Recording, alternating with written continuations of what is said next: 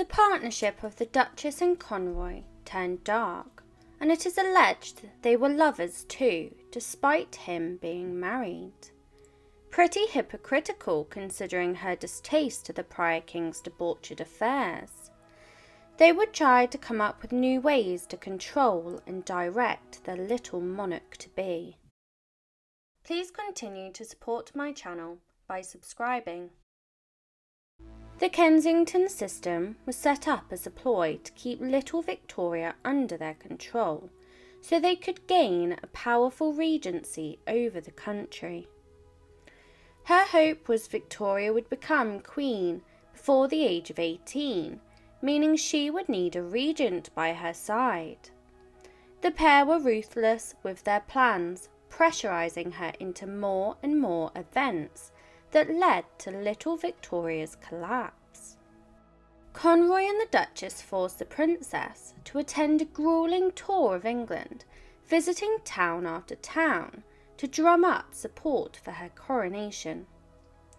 The tour was a success, but it left Victoria feeling hateful and fatigued with the constant travelling before she ultimately begged her mother to stop the tour.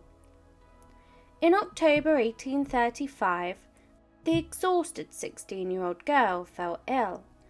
Her mother and Conroy had little sympathy for the girl, instead believing she was faking it. She was getting more and more ill, and in her weakened, vulnerable state, her mother tried to get her to sign over the role of private secretary to the man who had tormented her for years under the strict Kensington system. Luckily, it didn't work. Even in her poorly state, she did not trust this man at all. The Duchess didn't like being in close proximity to King William IV, but the monarch had noticed how she was manipulating the young Victoria for her own gain, and he was not happy. In his way to approach the topic, he did so dramatically when on his 71st birthday banquet in 1836, William silenced the room and uttered a shocking speech. At the banquet, in front of many luminaries, he began his announcement with a promise to living for 9 months longer, so that little Victoria would turn 18 under his rule and deny her mother the regency. He was absolutely not willing to give 1 inch of power to this cretin of a woman, and he made everybody else aware. This led to the public humiliation of the Duchess, continuing his speech with, "If I lived to the girl's birthday, I should then have the satisfaction of leaving the exercise of the royal authority to the personal authority of that young lady, heiress presumptive to the crown, and not in the hands of a person now near me, who is, herself, incompetent to act with propriety in this situation." The reaction to William's announcement was bedlam itself. It was very out of character for a royal to address a private feud so publicly, and so the Duchess must have tipped him over the edge for him to deliver the final blow.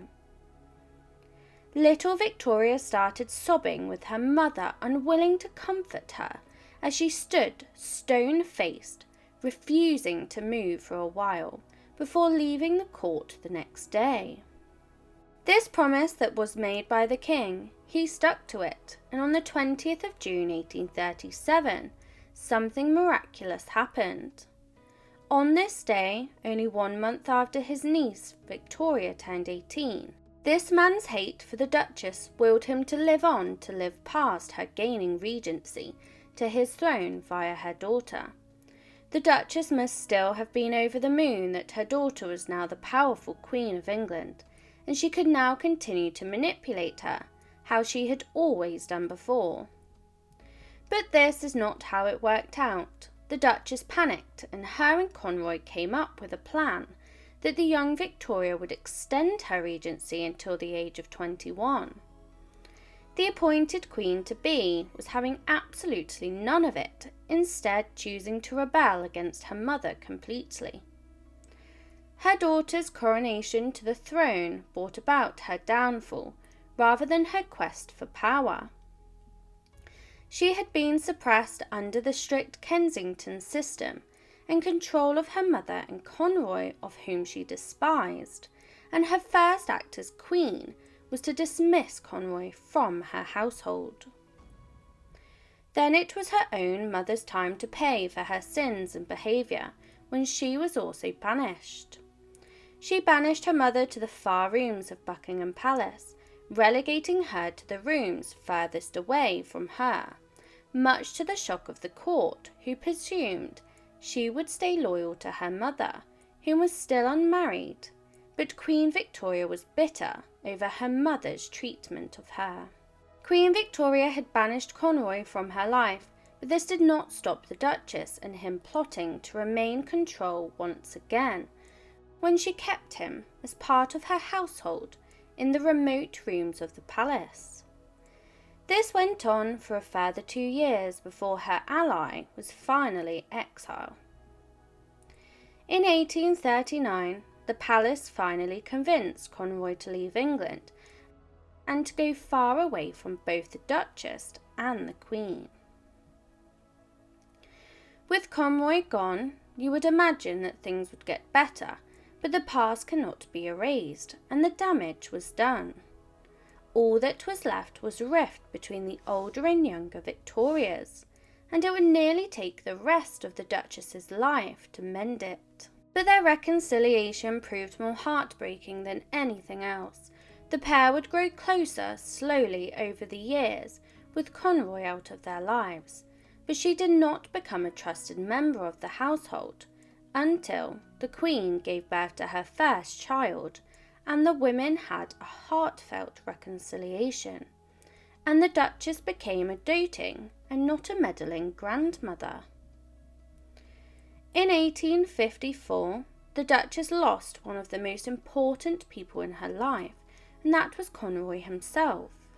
That year he passed in Wales while deeply in debt, causing the news to reach the Queen, who reacted in a sweet rather than bitter way when she wrote to her mother when she stated,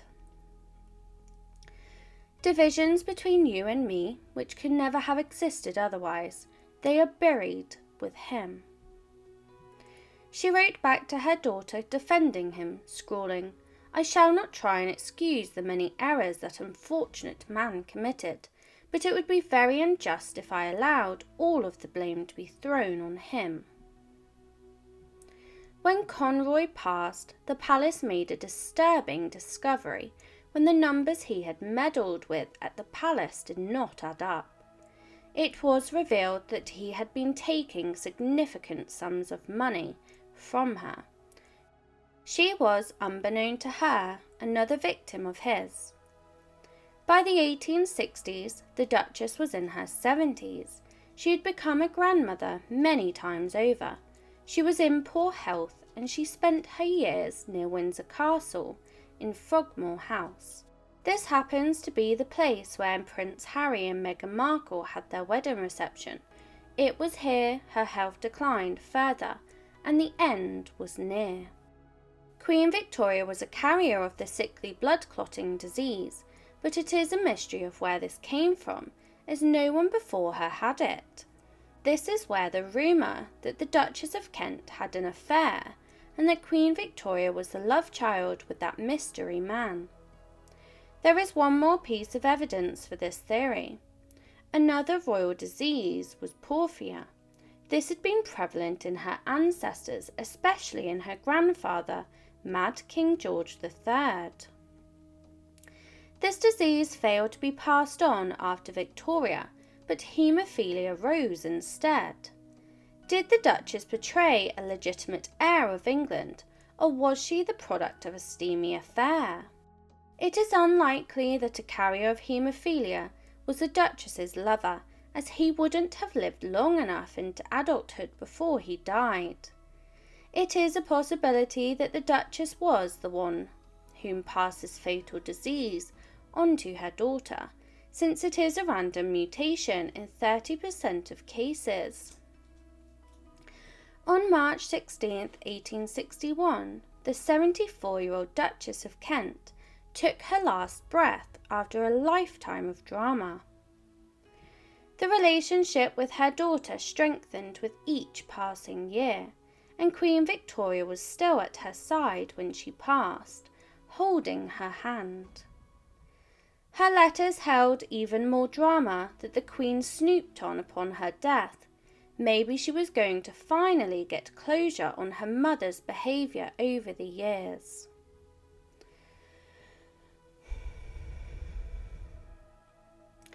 What she found during her snooping broke her heart after many distant years with her mother. It was finally revealed in her mother's letters just how much she really loved her daughter. She was so happy that they were able to reconcile their relationship, and Queen Victoria placed the blame for her mother's cold-heartedness on Conroy for wickedly driving them apart. Please continue to support my channel by subscribing. Please comment, like and subscribe if you wish for more stories, and leave your suggestions below and I will endeavour to cover them.